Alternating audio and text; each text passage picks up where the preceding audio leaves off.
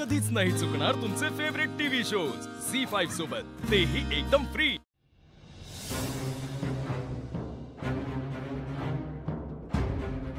काय मग कैसी रिप्रेजेंटेशन? ऑल गुड ना? क्या कहा क्लाइंट ने? कुठे गेली ती काकूबाई? काय झालं निकी? कुणाबद्दल बोलतेस तू? निशी? हो, कुठे ती? अब क्या किया उसने? एक सेकंड बुआ, मैं बताता हूँ, जस्ट वेट। निकी, एवढा राग? निकी, तू तिला क्लायंट समोर सुद्धा खूप ऐकवलंयस, कशाला इश्यू क्रिएट करतेस? स्टॉप इट नीरज, तू आज लक्ष घालायला लागलायस बिझनेस मध्ये, म्हणून तुला आज जे काही झालं त्याचा सिरियसनेस कळत नाहीये। सो प्लीज मला माझं काम करू दे। निशी, निशी, मला काही ऐकून तरी घे माझं। एक मिनिट, तुम्ही दोघं प्लीज असं भांडू नका। निकी, काय झालं सांग मला।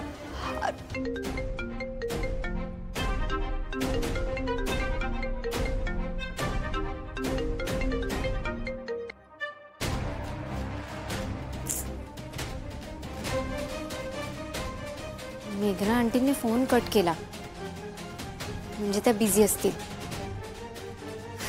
त्यामुळे मलाच काहीतरी करायला हवं।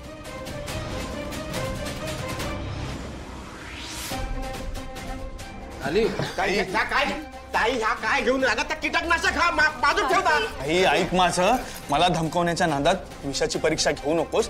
ते लिक्विड जरा जरी पोटात गेलं ना तर जीव जाऊ शकतो।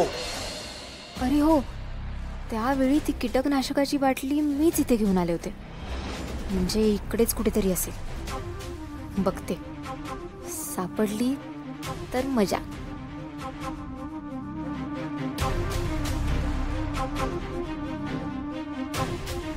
बास, सगळं आपल्याला हवं तसं घडतंय, म्हणजे नक्कीच काहीतरी चांगलं होणार आहे। आता श्रीनूला बोलून घ्यायला हवं, त्याला आणखीन एक सरप्राईज द्यायलाच हवं।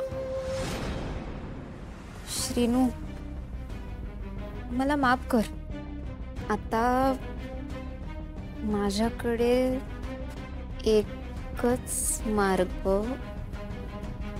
उरलाय। Message sent, Shrinu shock. निशी डबा घेऊन मीटिंग मध्ये आली होती। येस, आणि सगळ्यांना जेवढ्यासाठी फोर्स करत होती, आणि याला त्याचं काहीच वाटत नाहीये। निकिता, झाला ना तो इश्यू सॉल्व, आता कशाला स्ट्रेच करतेस? नीरज, निकिता एक मिनिट आंटी प्लीज। क्लायंटने तिच्या जेवणाचं कौतुक केलं म्हणून डील फायनल होत नाही। आपण किती प्रोफेशनल आहोत ना हे जज केलं जाणार आहे। निकिता, मी समजू शकते, पण असं रागराग करून काय उपयोग होणार आहे? जे व्हायचं होतं ते झालं ना, शांत हो। आंटी, कसं शांत होऊ मी?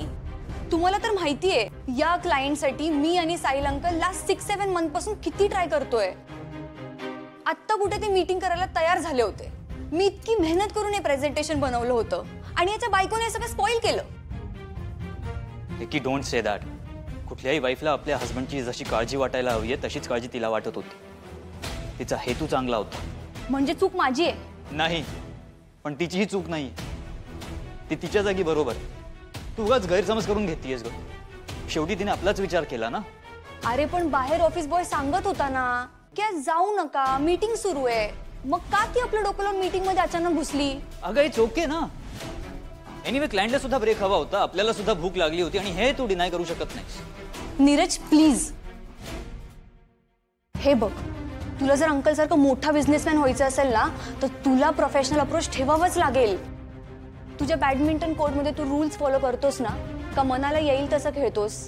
तुझी मॅच सुरू असताना तुझी बायको तुझ्यासाठी डबा घेऊन सरळ कोर्टमध्ये घुसली तर तू काय करशील? मला भूक लागली आहे म्हणून मॅच थांबवशील? आहे उत्तर? नीरज, तसंच ऑफिसची पण काही शिस्त असते, आणि आपणच ते सांभाळलं नाही तर तू स्टाफ कडून डिसिप्लिनची अपेक्षा करूच शकत नाहीस।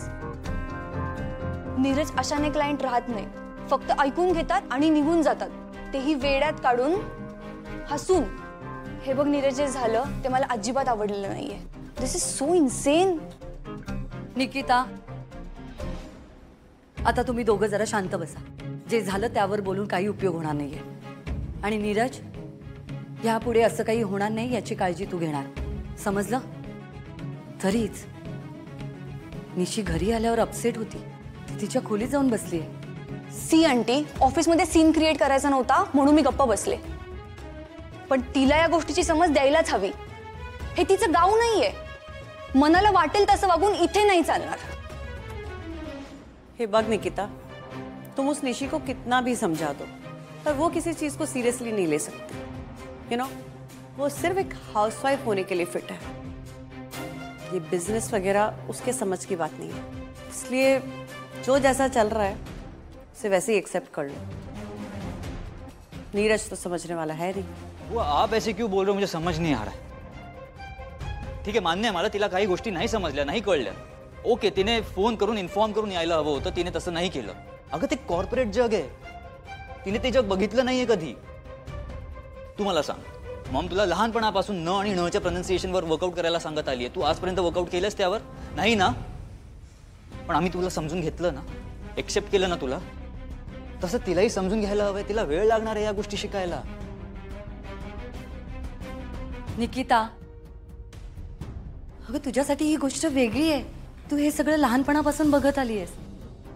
पण हे बिझनेस मधले प्रपोजल्स, प्रेझेंटेशन हे एका साध्या गावातल्या शेतकऱ्याच्या मुलीला कसं समजणार? त्यामुळे आता तुम्ही दोघांनी हे सगळं विसरून जा, ओके? निशी, निशी, अगं तू तिकडे का उभी आहेस? ये बेटा इथे ये बेटा. झालं गेलं ते सगळं विसरून जा हा राजा, आणि ह्या दोघांसाठी फर्स्ट क्लास कॉफी बनव.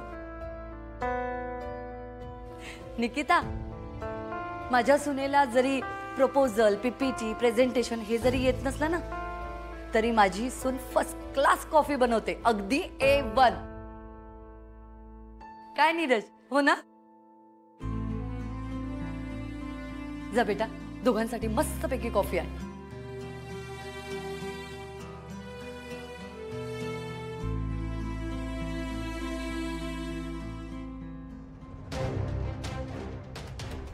मी गेलाय हा, कधीचा मेसेज केलाय?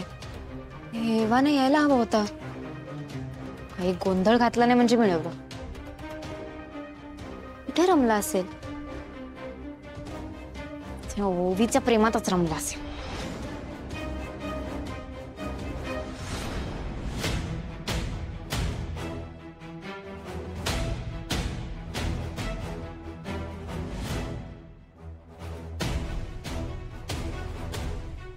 बाबा, मला माफ कर. मी एक आदर्श मुलगी नाही होऊ शकले. मी स्वतःला कधीच माफ करू शकत नाही. त्यामुळे मी माझं आयुष्य संपवून टाकते.